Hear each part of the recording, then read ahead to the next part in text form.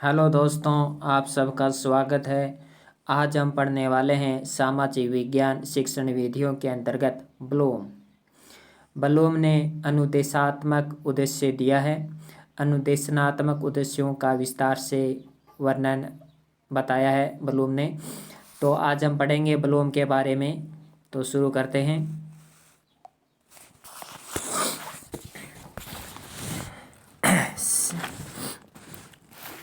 तो आइए हम ब्लूम के अनुसार देखते हैं कि ब्लूम के अनुसार आखिर अनुदेशात्मक उद्देश्यों के अंतर्गत शैक्षिक उद्देश्य क्या है, पाठ्यक्रम में इसका कैसे उपयोग किया जाता है, इन सब के बारे में हम आज विस्तार से पढ़ने वाले हैं।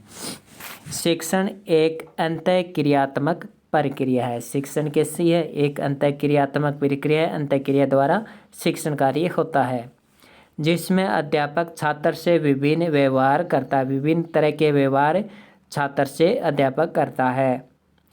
यह अंतः प्रक्रिया एक वांछित लक्ष्य की प्राप्ति के लिए संपन्न की जाती है। जो भी व्यवहार अध्यापक छात्र से विभिन्न क्रियाएं करता है, विभिन्न तरह के व्यवहार करता है, उन व्यवहार एवं क्रियाओं का एक ही लक्ष्य होता है, वह वांछित लक्ष्य की प्राप्ति करना। विद्यार्थी में लाए जाने वाले परिवर्तन पूर्व निश्चित होने से उन्हें लक्ष्यों को योजनाबद्ध रूप में प्राप्त किया जा सकता है। यानी जो भी व्यवहार में परिवर्तन लाए गए हैं, जो भी व्यवहार में शिक्षक है वो छात्रों के व्यवहार में जो भी परिवर्तन लाना चाहता है, अगर उन परिवर्तनों उन व्यवहार से संबंधित लक्ष्य पूर्व में ही निश्चित कर लिए जाएं तो उन्हें योजनाबद्ध रूप में लागू कर सकता है। इनके स्पष्ट से वर्णित होने से विद्यार्थी के विकास स्तर का मापन करने के साथ साथ विभिन्न शिक्षण विधियों के प्रभावशीलता के बारे में भी पता लगता है। तो ये जो भी योजनाएं बनाई गई हैं, इन योजनाओं के स्पष्ट होने से विद्यार्थी के विकास का स्तर तो मापन होएगा ही, साथ ही शिक्षण विधियों की प्रभावशीलता भी पता चल जाएगी कि शिक्षण प्रभावशीलता कितनी कारगर रही है। इस प्रकार उद्देश्य एक कथन के रूप में होता है। कथन के रूप में कैसे? कि उद्देश्य का सीधा संबंध शिक्षार्थी में शिक्षण के माध्यम से लाए जाने वाले परिवर्तनों से है। शिक्षण के माध्यम से शिक्षार्थी में अर्थात विद्यार्थी में जो भी परिवर्तन लाते हैं, अर्थात शैक्षिक उद्देश्य से तात्पर्य छात्रों में होने वाले परिवर्तन से है, जो शैक्षिक क्रियाओं द्वारा नियोजित रूप में लाया जाता है। एक नियोजित तरीके से यह शिक्षण कार्य संपन्न किया जाता है। ब्लूम के अनुसार देखिए, ब्लूम क्या कहता है कि शैक्षिक उद्देश्यों की सहायता से केवल पाठ्यक्रम की ही रचना एवं अनुदेशन का निर्देशन ही नहीं दिया जाता है। सिर्फ अनुदेशन और रचना का ज्ञान ही नहीं कराया जाता है, अपितु ये मूल्यांकन के प्रविधियों के विशिष्टीकरण में भी सहायक है। यानी शैक्षिक उद्देश्यों की सहायता से जो भी शैक्षिक उद्देश्य हैं, ये ब्लूम का कहता है ना, पूछा जा सकता है कि ब्लूम कहता है कि शैक्षिक उद्देश्यों की सहायता से केवल पाठ्यक्रम की रचना और अनुदेशन के लिए ही निर्देशन नहीं दिया जाता है। सिर्फ पाठ्यक्रम की रचना ही नहीं की जाती है, सिर्फ इनके लिए निर्देशन ही नहीं दिए जाते हैं, बल्कि मूल्यांकन की प्रविधियों में भी ये बहुत कारगर साबित होती है। ब्लूम ने 3 पक्ष बताए हैं। एक बताया है ज्ञानात्मक उद्देश्य यानी कॉग्निटिव ऑब्जेक्टिव्स, दूसरा बताया है भावात्मक उद्देश्य अर्थात इफेक्टिव ऑब्जेक्टिव्स, और तीसरा बताया क्रियात्मक उद्देश्य यानी साइकोमोटर ऑब्जेक्टिव्स। तो ये 3 प्रकार के व्यवहार बताए हैं। तो अगर आपसे पूछा जाए कि ब्लूम ने सीखने के उद्देश्यों को कितने पक्षों में विभाजित किया है, तो ब्लूम ने सीखने के उद्देश्यों को 3 पक्षों में विभाजित किया है: ज्ञानात्मक उद्देश्य, भावात्मक उद्देश्य, क्रियात्मक उद्देश्य। आइए ज्ञानात्मक पक्ष में बालक के ज्ञान को पहचानने अथवा प्रत्यास्मरण करने की योग्यता। प्रत्यास्मरण से तात्पर्य है कि जो बात हम धुंधली सी हो चुकी है, थोड़ा सा भूल गए, उसको अगर हम थोड़ा दिमाग पर जोर देकर फिर से याद करने की कोशिश करे तो वो योग्यता भी विकसित हो जाती है। मानसिक योग्यता का अधिग्रहण करने, जो भी मानसिक योग्यता है उस मानसिक योग्यता को हम ग्रहण कर सके, मानसिक योग्यता प्रकट कर सके खुद में, उससे संबंधित कौशलों के विकास को सम्मिलित किया जाता है। तो ज्ञानात्मक पक्ष में क्या होता है कि बालक ज्ञान को पहचानने लगता है, बालक ज्ञान का प्रत्यास्मरण करने की योग्यता विकसित होती है। जब तक बालक में प्रत्यास्मरण करने की योग्यता विकसित नहीं होगी, थोड़ा सा धुंधला या भूला हुआ सा ज्ञान को फिर से अपने मानसिक पटल पर निरूपित करने की अगर योग्यता नहीं होगी तो बालक है वो ज्ञानात्मक पक्ष में कमज़ोर रहेगा। इसके अलावा मानसिक योग्यता का अधिग्रहण कर, मानसिक योग्यता का अधिग्रहण कर, मानसिक योग्यता का अधिग्रहण कर उससे संबंधित कौशलों को विकसित करना, इस प्रकार से ये ज्ञानात्मक पक्ष को इसमें सम्मिलित किया जाता है। बालक के ज्ञान को पहचाना, प्रत्यास्मरण, अधिग्रहण करना। भावात्मक पक्ष का संबंध है वो रुचियों से होता है। हमारी जितने भी प्रकार की रुचियाँ होती हैं, भिन्न भिन्न प्रकार की हमारी जो रुचियाँ होती हैं वो भावात्मक पक्ष में आती हैं। हमारी जो भी अभिवृत्तियाँ हैं, सकारात्मक नकारात्मक सोच है, मूल्य हैं तथा प्रशंसा इत्यादि का विकास से होता है। यहाँ मूल्यों से अर्थ यहाँ से हम संस्कारों से ले सकते हैं, हमारी वैल्यू से, हमारी जीवन की जो भी वैल्यूबल वस्तुओं से ले सकते हैं। अगला है क्रियात्मक उद्देश्य। क्रियात्मक उद्देश्यों का अर्थ है शारीरिक क्रियाओं से, शारीरिक कौशलों से, जो भी शारीरिक हमारी क्रियाएं हैं, जो भी हमारी शारीरिक कौशल हैं वो क्रियात्मक उद्देश्य के अंतर्गत आते हैं। इसके अंतर्गत औद्योगिक और व्यावसायिक प्रशिक्षण प्रदान किया जाता है। तो आइए हम इन सब के बारे में थोड़ा सा विस्तार से पढ़ते हैं। सबसे पहले हम पढ़ेंगे ज्ञानात्मक उद्देश्य के अंतर्गत क्या क्या आता है। तो ज्ञानात्मक उद्देश्य के अंतर्गत आता है ज्ञान अर्थात ज्ञान अर्थात नॉलेज, तो ज्ञान आता है। फिर आता है बोध में आता है अर्थात अंडरस्टैंडिंग, बोध का मतलब अंडरस्टैंडिंग। फिर आता है ज्ञानोपयोग अर्थात एप्लीकेशन, ज्ञानोपयोग, ज्ञान का उपयोग, एप्लीकेशन। फिर आता है विश्लेषण यानी एनालिसिस, तो एनालिसिस आता है। फिर आता है संश्लेषण यानी सिंथेसिस, और फिर आता है मूल्यांकन यानी एवेल्यूशन। तो इन सभी के बारे में पढ़ते हैं विस्तार से। सबसे पहले है ज्ञानात्मक उद्देश्य। ज्ञानात्मक उद्देश्य में ज्ञान पढ़ते हैं। ज्ञान में क्या होता है, ज्ञान में छात्रों का प्रत्यास्मरण अर्थात रिकॉल, जैसा कि मैंने बताया कि धुंधली सी हो जाती है चीज़, भूल सा जाता है व्यक्ति, तो रिकॉल करने की कोशिश करता है, पुनः स्मरण करने की कोशिश करता है, उसे कहते हैं प्रत्यास्मरण। तथा अभिज्ञान का मतलब है रिकग्नाइजेशन यानी पहचानना, अर्थात किसी चीज़ को पहचाना। जैसे कि आप 5 साल बाद अपने किसी मित्र से मिलोगे तो आप उसे पहचान जाओगे, तो इसे ही अभिज्ञान कहते हैं।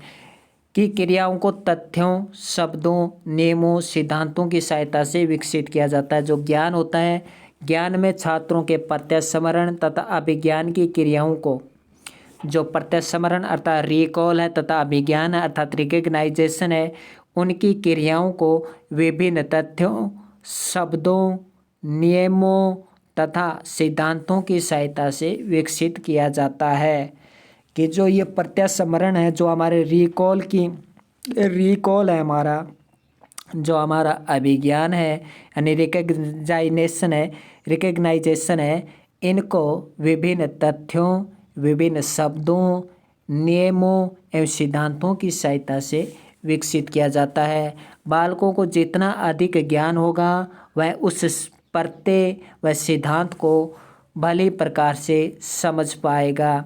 जितना अधिक ज्ञान होगा वह प्रत्यय को उतना ही अधिक, उस सिद्धांत को उतना ही अधिक समझ सकेगा। ज्ञान से संबंधित विभिन्न विषय वस्तुओं का निर्धारण करते समय अध्यापकों को अनेक बातें याद रखनी चाहिए। तो विषय वस्तु का निर्धारण करते समय अध्यापक को कौन कौन सी बातें याद रखनी चाहिए, आइए देखते हैं। विषय वस्तु बालक के स्तर के अनुसार होना चाहिए। 5वीं में है तो 5वीं के अनुसार होना चाहिए, 8वीं कक्षा में है तो 8वीं कक्षा के अनुसार होना चाहिए। ज्ञान बालक की आवश्यकताओं की पूर्ति करने वाला हो। ज्ञान है बालक की जितनी आवश्यकताएं, उन आवश्यकताओं की पूर्ति करे। पढ़ाए जाने वाले ज्ञान में आंतरिक क्रमबद्धता हो, यानी आंतरिक रूप से जो ज्ञान प्रदान किया जा रहा है उनमें क्रमबद्धता होनी चाहिए। ज्ञान विकास के जीवन से संबंधित ज्ञान होना चाहिए और ज्ञान है वो बोधगम्य होना चाहिए, अर्थात ऐसा ज्ञान दिया जाना चाहिए जिससे बोधगम्य का यहाँ पे अर्थ है कि ऐसा ज्ञान देना चाहिए जो बालक समझ भी सके और उसका जीवन में उपयोग करना भी जान सके। आइए हम अब देखते हैं बोध यानी अंडरस्टैंडिंग। तो अवबोध बोध एक ही बात है। तो अवबोध अंडरस्टैंडिंग ज्ञान से उच्च स्तर की मानसिक योग्यता है। ज्ञान से उच्च स्तर की मानसिक योग्यता कैसे है? तो इस तरह से है कि हमने किसी चीज़ के बारे में पढ़ा, किसी वस्तु के बारे में पढ़ा कि ये वस्तु ऐसे है, ये वस्तु ये है, इस वस्तु का ऐसे यूज करते हैं, तो इस वस्तु का इस तरह से यूज करते हैं, वो तो एक प्रकार से ज्ञान हो गया। लेकिन व्यवहारिक रूप से इस वस्तु को हम कैसे उपयोग करेंगे, इस वस्तु ये है, ये वस्तु बनी कैसे। जैसे कि हम कंप्यूटर चलाते हैं, कीबोर्ड दबाते हैं, मतलब जैसे कि हमें विभिन्न सूत्र होते हैं, जैसे मैथ के सूत्र होते हैं, अलग अलग सूत्र होते हैं, जैसे एक्सेल में हम यूज करते हैं, तो हम सिर्फ उनका यूज करना जानते हैं, लेकिन उसका यूज क्यों किया जाता है अगर ये पता हो जाए बालक को तो वो अवबोध है। तो इसी को कहते हैं ज्ञान से उच्च स्तर की मानसिक योग्यता, अर्थात वह उन सूत्रों का, उन फॉर्मूला है उनका अगर वो यूज करना तो जानता है, लेकिन क्यों यूज किया जाता है अगर ये भी जान जाए तो वो उसकी उच्च स्तर की मानसिक योग्यता कहलाएगी, वह उसका बोध स्तर होगा। जिस पाठ्य वस्तु अर्थात तथ्य, शब्द, उपाय, साधन, नियम तथा सिद्धांतों का ज्ञान प्राप्त कर चुका है, अर्थात प्रत्यास्मरण व अभिज्ञान की अक्षमताओं का विकास हो चुका है, उन्हीं का अपने शब्दों में अनुवाद करना, व्याख्या करना, उल्लेख करना, विभेदीकरण करना, विवेचन या तुलना करना, वर्गीकरण करना, स्पष्टीकरण करना, अशुद्धियों को पहचान कर उनको शुद्ध करना आदि मानसिक योग्यता प्राप्त करना ही क्या है? अबोध है। अबोध से है कि किसी विषय वस्तु का अगर हम व्यवहारिक जीवन में उपयोग करना सीख जाते हैं, उसका विश्लेषण करना, अनुवाद करना, व्याख्या करना, उल्लेख करना, तुलना करना, वर्गीकरण करना, स्पष्टीकरण करना, अशुद्धियों को पहचानना आदि क्रियाएं अगर हम सीख जाते हैं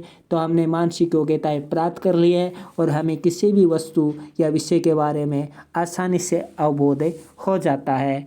तो आइए एक बार फिर से पढ़ते हैं कि अपने शब्दों में अनुवाद करना। फिर अब पहले अपने शब्दों में अनुवाद करेगा, अनुवाद करने के बाद बालक उसकी व्याख्या करेगा। अनुवाद तो कर लिया, फिर उसका व्याख्या करेगा। अपने शब्दों में अनुवाद किया उसने, फिर वो व्याख्या करेगा। व्याख्या करने के बाद उल्लेख करेगा।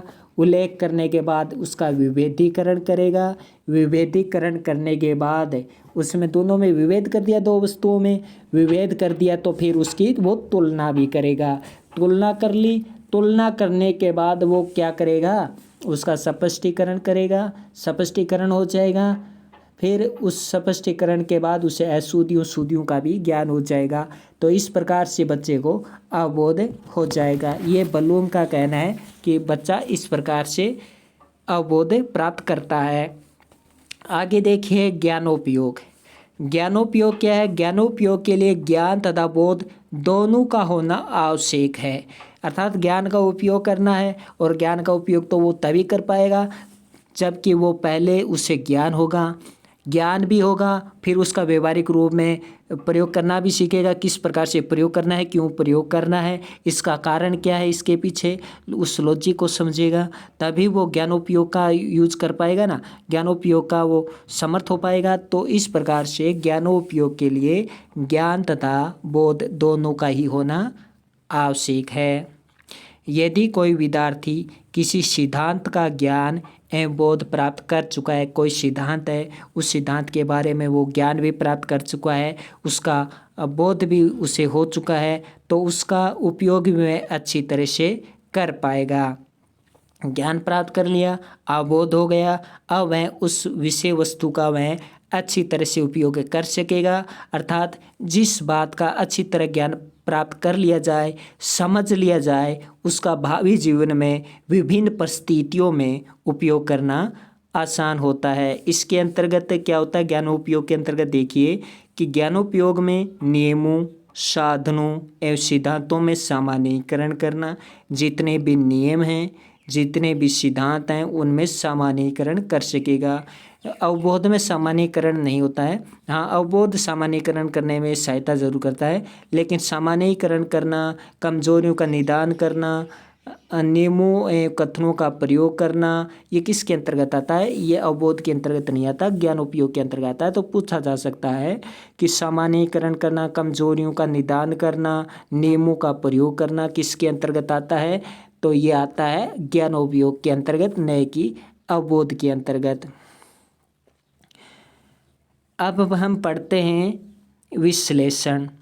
ज्ञानात्मक पक्ष का चौथा महत्वपूर्ण उद्देश्य है विश्लेषण। क्रम भी याद रखिए। सबसे पहले ज्ञान है। ज्ञान है तो ज्ञान का मतलब है कि किसी विषय वस्तु के बारे में जानना। अवबोध का मतलब है किसी विषय वस्तु का उपयोग करना। और ज्ञानोपयोग का अर्थ मतलब है कि उस उपयोग जो कर रहा है जीवन में, ज्ञान का, जिस ज्ञान का वह उपयोग कर रहा है जीवन में, उसका सामान्यीकरण वह करना जानता है क्या? उसका निदान करना वह जानता है क्या? उन्हें नियमों का कथनों के रूप में प्रयोग करना, उन नियमों का प्रयोग करना जानता है क्या? तो वो ज्ञानोपयोग है। अब विश्लेषण करते हैं। ज्ञानात्मक पक्ष का चौथा चरण है विश्लेषण। इस उद्देश्य को पाने पर छात्र किसी प्रत्यय का विश्लेषण कर उसको निर्मित करने वाले तथ्यों को पहचान सकता है। यानी किसी भी उद्देश्य, उसके सामने, किसी छात्र के सामने कोई उद्देश्य आ गया है, तो उस उद्देश्य से संबंधित जो भी प्रत्यय उसके पास, उस प्रत्यय का वो विश्लेषण करेगा। उस उद्देश्य से संबंधित प्रत्यय, विषय वस्तु, उसका विश्लेषण करके उन तथ्यों को वो पहचान सकता है। तो विषय वस्तु का अच्छी तरह से विश्लेषण करेगा, फिर उन तथ्यों को वो पहचान लेगा। इसके लिए आवश्यक है कि विद्यार्थी प्रत्यय से संबंधित तत्वों का विश्लेषण कर उनके मध्य संबंध को ज्ञात कर सके। विभिन्न प्रत्यय हैं, प्रत्ययों के विभिन्न तत्व हैं। तत्व, कोई प्रत्यय आपके साथ, आपके पास कोई प्रत्यय है, आपके पास कोई विषय वस्तु है, उस विषय वस्तु से संबंधित विभिन्न प्रकार के तत्व होते हैं। उस विषय वस्तु से संबंधित अलग अलग तत्वों का विश्लेषण करके उनका आपस में संबंध ज्ञात करेगा कि इस तत्व का इस तत्व से क्या संबंध है, इस तत्व का इस तत्व से क्या संबंध है। तो उस प्रत्यय से संबंधित विभिन्न तत्वों का विश्लेषण करेगा और फिर उनमें संबंध ज्ञात करेगा। इसमें पाठ्य वस्तु के जो नियम हैं, सिद्धांत हैं, तथ्य हैं और उस प्रत्ययों से संबंधित जो तथ्य हैं, उन तत्वों का संबंध क्या है, उन तत्वों से संबंधित उसका विश्लेषण करके, उसे सुव्यवस्थित रूप से उसका विश्लेषण करके, उसका वो क्या करेगा, विश्लेषण करके उसका संबंध ज्ञात कर सकेगा। तो इस प्रकार विभिन्न नियमों, सिद्धांतों, तत्वों, इन सब तत्वों, विभिन्न प्रत्ययों, इन सभी तत्वों का आपस में संबंध ज्ञात कर सकेगा, फिर उसे व्यवस्थित रूप से सजा सकेगा, व्यवस्थित कर सकेगा।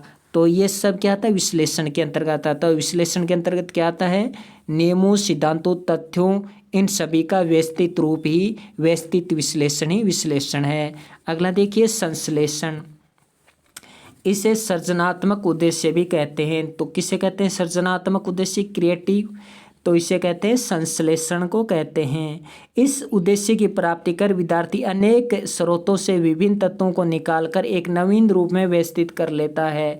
यानी कोई विषय वस्तु से संबंधित अनेक तत्व होते हैं, तो उन अनेक तत्वों को वो निकाल लेता है, अनेक तत्वों को चुन लेता है। हमारी भाषा में कहे तो किसी विषय वस्तु से संबंधित वह अनेक तत्वों को वह चुन लेता है और चुनकर एक नवीन रूप में व्यवस्थित कर लेता है। कैसे व्यवस्थित करता है, आइए देखते हैं। तो व्यवस्थित कैसे करता है, अनेक तत्वों को निकालकर, कि विभिन्न स्रोतों से विभिन्न तत्वों को वो निकाल लेता है और उन्हें एक नवीन रूप में व्यवस्थित कर लेता है। कैसे व्यवस्थित करता है, इसके बारे में देखते हैं। अपने ज्ञान, तथा बोध के आधार पर सृजनात्मक योग्यता का उपयोग करते हुए बालक नवीन प्रत्यय वस्तु का निर्माण करता है। बालक ने जो ज्ञान प्राप्त किया है, जैसा कि हमने देखा था, और उसके बाद जो बोध प्राप्त हुआ है उसके आधार पर सृजनात्मक योग्यता का उपयोग करते हुए बालक नवीन प्रत्यय और वस्तु का निर्माण करता है। कि हमने जो ज्ञान प्राप्त कर लिया है, मान लीजिए मान लीजिए हम किसी कार का लेते हैं, कार के बारे में हम जानते हैं कि ये पार्ट ये है, ये पार्ट ये है, और ये पार्ट इस काम में आता है, वो ज्ञान हो गया। फिर इस पार्ट का ऐसे ऐसे यूज करना है, वो अवबोध हो गया। फिर इस पार्ट को मतलब इस पार्ट की जगह ये पार्ट हो सकता है क्या, इस पार्ट की जगह हम कुछ नया कर सकते हैं क्या। तो इस प्रकार से संश्लेषण करके वह नवीन वस्तु का भी निर्माण कर लेता है।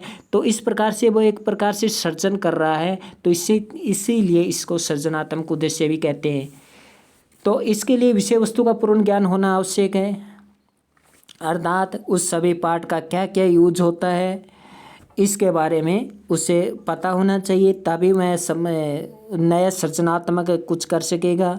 मान लीजिए कार माइलेज ज़्यादा लगती है, माइलेज ज़्यादा खाती है कार, तो माइलेज ज़्यादा खाती है कार, तो इस प्रकार इसके लिए वो कुछ नए इंस्ट्रूमेंट का यूज करेगा कि ये इंस्ट्रूमेंट लगा दिया जाए कार में, तो माइलेज ज़्यादा नहीं खपत नहीं होगी, माइलेज की ज़्यादा खपत नहीं होगी। तो इस प्रकार से ये संश्लेषण हुआ। अगला है मूल्यांकन। ज्ञानात्मक पक्ष की अंतिम तथा सबसे उच्च स्तर का प्रक्रिया है मूल्यांकन। सबसे लास्ट में मूल्यांकन।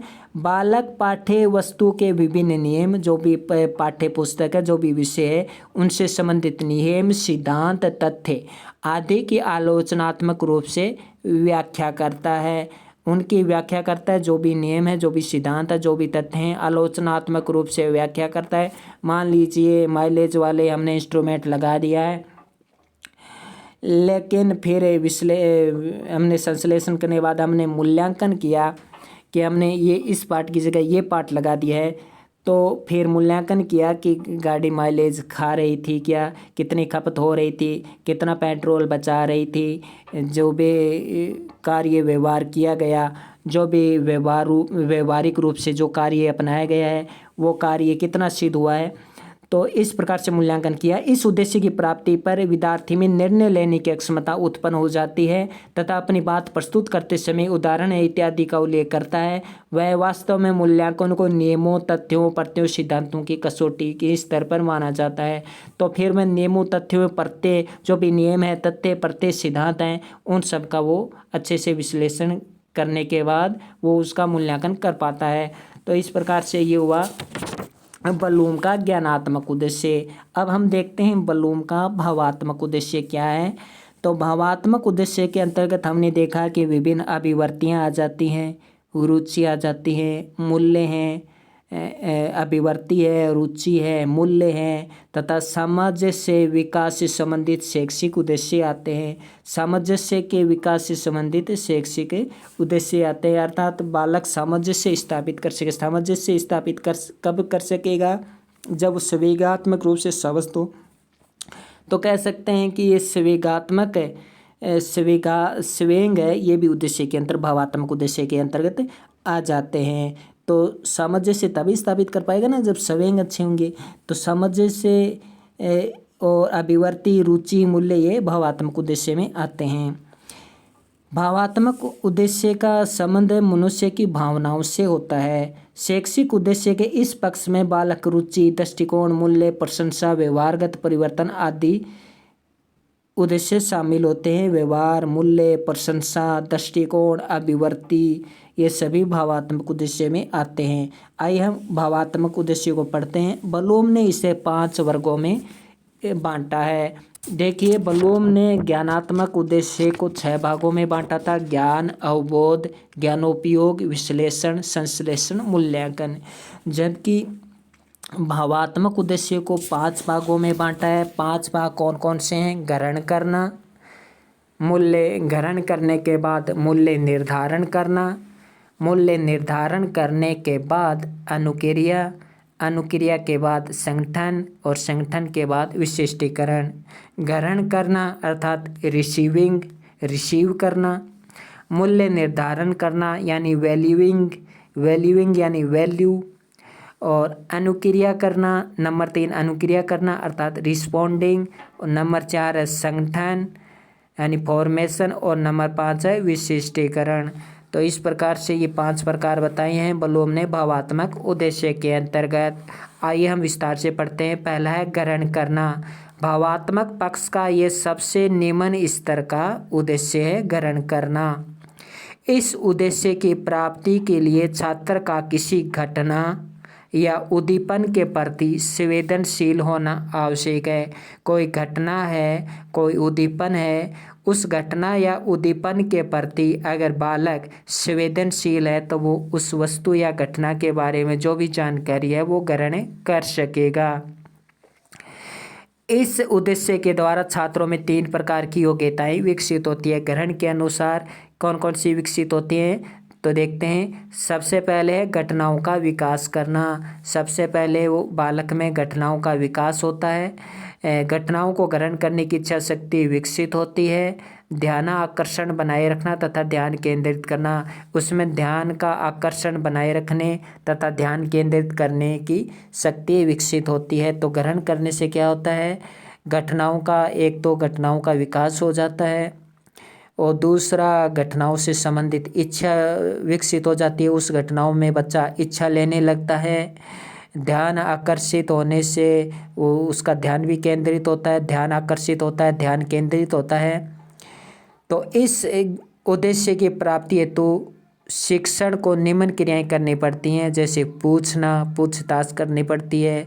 पूछताछ घटना का वर्णन करना, घटना के बारे में पूछना, घटना का वर्णन करना, वर्णन करने के बाद उसका चुनाव करना, उसको पहचानना, उसका प्रयोग करना, ये आता है ग्रहण करने के अंतर्गत।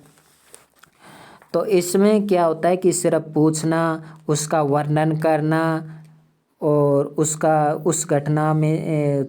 घटना का चुनाव करना और प्रयोग करना, और प्रयोग करने से पहले उस घटना को कोई नाम देना, उस घटना से संबंधित विभिन्न उत्तर ढूंढना, ये आता है। अगला 2 नंबर मूल्य निर्धारण। छात्रों की अनुक्रियाओं के आधार पर छात्र विभिन्न प्रकार की अनुक्रियाएं करता है, अलग अलग प्रकार की अनुक्रियाएं करता है।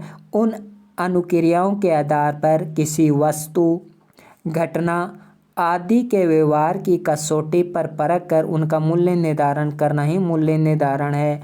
अर्थात कहने का मतलब है कि जो विभिन्न वस्तुएं हैं, विभिन्न जो घटनाएं हैं, उसे व्यवहार की कसौटी पर परखा जाता है कि वो घटना है, वो विषय वस्तु है, वो कितनी सही है, कितनी गलत है, कितना उसका उपयोग दैनिक जीवन में उपयोग है, किस प्रकार से उपयोग हो सकता है, क्या उसका उपयोग करने से जीवन में व्यवहारिक परिवर्तन होंगे या नहीं होंगे। इस प्रकार से विभिन्न कसौटियों पर उस वस्तु या घटनाओं को परखा जाता है। इसे ही मूल्य निर्धारण कहा जाता है।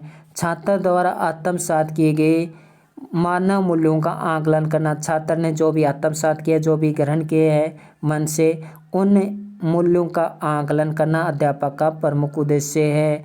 यानी छात्र ने उस घटनाओं से क्या नॉलेज लिया है, अर्थात जैसा कि हमने पहले देखा था ग्रहण करना के अंतर्गत कि पूछना, वर्णन करना, चुनाव करना, प्रयोग करना, ये सब आते हैं। और इन सब के बाद उन सब का एक मूल्य निर्धारण किया जाता है कि वो घटना सही है या नहीं, उस घटना के बारे में जो भी जानकारी है वो सही थी या नहीं, वो घटना क्यों घटी, इसके पीछे क्या लॉजिक था, इन सब का वो छात्र है वो मूल्य निर्धारित करता है। फिर अध्यापक उस छात्र का आकलन करता है कि छात्र ने जो भी उस घटना के बारे में जो अपने मूल्य निर्धारण किया है, क्या वो मूल्य निर्धारण छात्र ने सही रूप से किया है, क्या छात्र ने आकलन सही रूप से किया है, क्या मानव मूल्यों का आकलन छात्र ने सही रूप से किया है। तो फिर अध्यापक उन्हें आत्मसात किए गए मूल्यों का आकलन करता है। पहले छात्र आकलन करता है, फिर छात्र आकलन कर लेता है तो फिर छात्र ने सही आकलन किया है नहीं, सही तरह से आकलन किया है नहीं, छात्र सही रूप से समझा या नहीं, छात्र ने क्या अनुमान लगाया, छात्र ने अपनी तरफ से क्या सोचा है, इन सब का आकलन फिर अध्यापक है वो उनका आकलन करता है।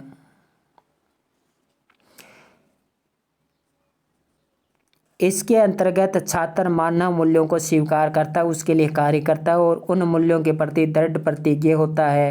यानी छात्र है उन मूल्यों को स्वीकार कर लेता है, उनके लिए कार्य करता है और मूल्यों के प्रति दृढ़ प्रतिज्ञ होता है, दृढ़ निश्चित होता है। पूर्ण करना, प्रदर्शित करना, वर्णन करना, विभेद करना, व्याख्या करना, अनुसरण करना, तैयार करना, प्रारंभ करना, आमंत्रित करना, बुलाना, शामिल करना, प्रस्ताव रखना, पढ़ना, पहचानना, लिखना, विवरण देना, विभक्त करना, अध्ययन करना आदि मूल्य निर्धारण के अंतर्गत आते हैं। आइए हम अब देखते हैं अनुक्रिया।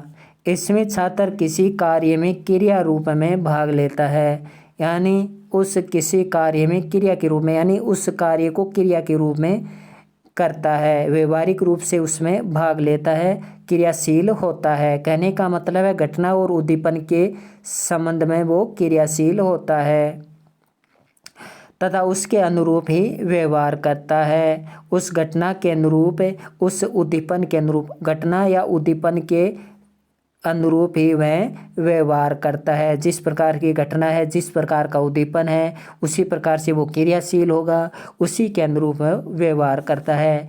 इस उद्देश्य के द्वारा छात्र में अनुक्रिया करने के लिए इच्छा प्रकट होती है। छात्र अपनी अनुक्रिया से संतोष प्राप्त करता है तथा ज्ञानोपलब्धि भी हो जाती है।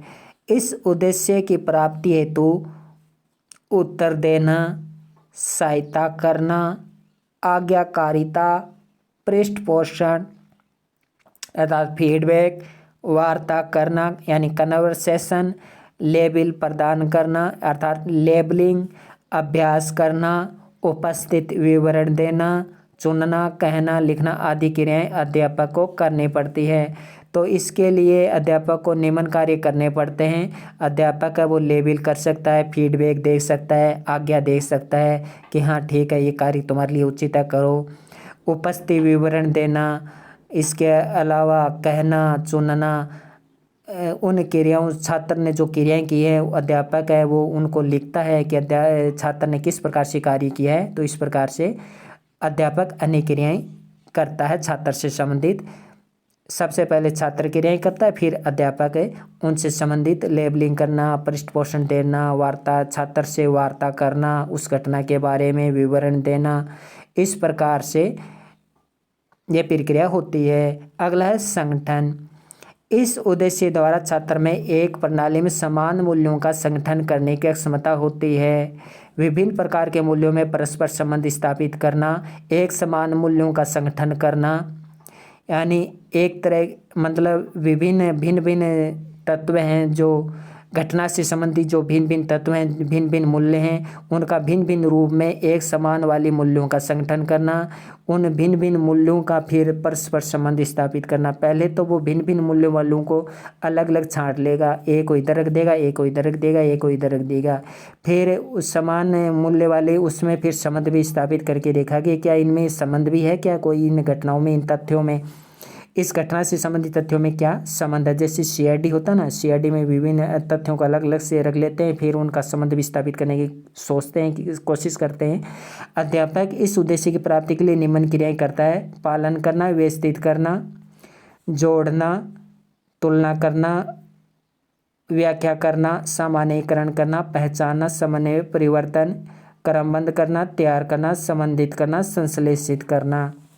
ये अध्यापक के भी कार्य होते हैं। अध्यापक इस उद्देश्य के लिए निम्न क्रियाएं करता है: पालन करना, व्यवस्थित करना, जोड़ना, व्याख्या करना, सामान्यीकरण, पहचानना, समन्वय, परिवर्तन, क्रमबद्ध। अगला है विशिष्टीकरण। विशिष्टीकरण क्या है? ये भावात्मक पक्ष का सर्वोत्कृष्ट उद्देश्य है। तो भावात्मक पक्ष का सर्वोत्कृष्ट उद्देश्य है विशिष्टीकरण और निम्नतम उद्देश्य है ग्रहण करना। तो भावात्मक उद्देश्य का सर्वोत्कृष्ट उद्देश्य विशिष्टीकरण। इससे मूल्य समूह का विशिष्टीकरण किया जाता है। इसके अंतर्गत व्यक्ति या छात्र मानव मूल्यों को अंतःकरण से स्वीकार करता है। जो भी मानव मूल्य हैं, जो भी उस घटना से संबंधित तथ्य हैं, वो मन से उसे स्वीकार कर लेता है, अपना लेता है। व्यक्ति या बालक के व्यवहार जो उसकी विशेषताओं को प्रकट करे विशिष्टीकरण कहलाते हैं। बालक के जो भी व्यवहार हैं, हाँ, विशिष्टीकरण कैसे आ जाता है, विशेषताएं प्रकट कैसे करता है और विशिष्टीकरण कैसे आ जाता है। तो देखते हैं कि बालक है जो भी घटनाएं हैं, उन तथ्यों का, उन मूल्यों का अंतःकरण से वो स्वीकार कर लेता है। उसने सब कुछ करके देख लिया है, मूल्यों का निर्धारण कर लिया है, अनुक्रिया भी उसके प्रति कर ली है, उनका संगठन भी कर लिया है, अर्थात समान मूल्य वाले अलग छांट लिए हैं और फिर उनका परस्पर संबंध भी स्थापित करके लिए देख लिया है। अब उसमें एक विशेषता आ गई है। अब वह अपने व्यवहार में उन विशेषताओं को प्रकट करेगा। जब वह अपने व्यवहार में उस विशेषताएं, जितने भी विशेषताएं हैं बालक की, उनको अगर वह प्रकट कर लेता, वो विशिष्टीकरण कहलाता है। इस उद्देश्य की प्राप्ति के लिए अध्यापक निम्न क्रियाएं करता है, जैसे क्रिया करना, विभेद करना, प्रदर्शन करना, प्रमाणित करना, सुनना, बदलना, अभ्यास करना, प्रस्ताव रखना, विशेषण करना, प्रदान करना। बदलना का मतलब है कि अन्य घटनाओं से संबंधित कोई अन्य घटना दे देता है अध्यापक, फिर से उसका विश्लेषण करने, संश्लेषण करने, अनुक्रिया करना, ये ऐसी क्रियाएं चलती, मूल्यों का निर्धारण करना, अनुक्रिया करना, ऐसी क्रियाएं फिर से चलती रहती हैं, तो वो बदलना होता है। फिर अभ्यास करना, प्रस्ताव रखना, विशेषण प्रदान करना, प्रश्न पूछना, दोहराना, सेवा करना, हल करना, प्रयोग करना, सत्यापित करना, इस तरह से अध्यापक के ये कार्य होते हैं। तो हमने ब्लूम के ज्ञानात्मक उद्देश्य देख लिए हैं, भावात्मक उद्देश्य हमने देख लिए हैं। अब हम देखेंगे क्रियात्मक उद्देश्य। क्रियात्मक उद्देश्य को मनोपेशीय उद्देश्य भी कहते हैं, क्योंकि इसमें पेशीय मतलब पेशियाँ, शरीर के विभिन्न अंग। तो क्रियात्मक उद्देश्य, इस उद्देश्य का संबंध प्रधान रूप से हस्त कौशल से होता है, विभिन्न हस्त कौशल से होता है। इसे भी ब्लूम ने 6 भागों में बांटा है। क्रियात्मक उद्देश्य को भी 6 भागों में बांटा है। पहला है उद्दीपन, दूसरा है गामक क्रियाएं करना। उद्दीपन है कोई उद्दीपन के प्रति बालक है वो क्रियात्मक उद्देश्य अपनाएगा, यानी क्रिया करेगा। उद्दीपन, फिर गामक क्रियाएं करना, यानी फिर उसमें गामक क्रिया, कोई उद्दीपन दे दिया जाता है, उस उद्दीपन के प्रति वो गामक क्रियाएं करेगा। तो दूसरा गामक क्रिया हो गया। फिर हो गया नियंत्रण अर्थात कंट्रोल, उसमें सामंजस्य स्थापित करने की कोशिश करेगा, नियंत्रण करेगा। फिर समायोजन, फिर वो समायोजन स्थापित कर लेगा। फिर स्वाभिकरण, स्वाभिकरण क्या है, यानी नेचुरलाइजेशन, अर्थात समायोजन करने के बाद वो स्वाभिकरण प्रकट हो जाएगा एकदम से, मतलब वो स्वाभाविक रूप से उसका नेचुरलाइजेशन कर सकेगा, व्यवहारिक रूप से उसको अपने व्यवहार में प्रकट कर सकेगा। और जब वो अपने व्यवहार में उस क्रिया को प्रकट कर लेगा तो उसमें एक आदत पड़ जाएगी, अर्थात वो कौशलों का निर्माण करना सीख जाएगा। तो छठा है हैबिट फॉर्मेशन, आदत पड़ना अर्थात कौशल का निर्माण करना, हैबिट फॉर्मेशन। तो इन तीनों उद्देश्यों में परस्पर सामंजस्य होता है। तो इन तीनों का परस्पर सामंजस्य होता है, आज पूछा जा सकता है कथन और कथन में। तो तीनों का परस्पर सामंजस्य होता है। ज्ञानात्मक है, दूसरा है भावात्मक और तीसरा है क्रियात्मक, इनका आपस में सामंजस्य होता है। शिक्षण की क्रियाओं में तीनों प्रकार के व्यवहार निहित हैं। जैसे जैसे शिक्षण उद्देश्य के उच्च स्तर की ओर बढ़ते हैं, इन तीनों में एकीकरण होता है। सर्वोच्च स्तर पर तीनों पक्ष एक हो जाते हैं, जिससे व्यक्तित्व का संपूर्ण विकास हो जाता है। तो ये तो था ब्लूम का अनुदेशात्मक उद्देश्य। तो आई होप आपको वीडियो अच्छा लगा होगा। मैंने बहुत ही अच्छे से एक्सप्लेन करने की, समझाने की आपको कोशिश की है। धन्यवाद। लाइक कीजिएगा।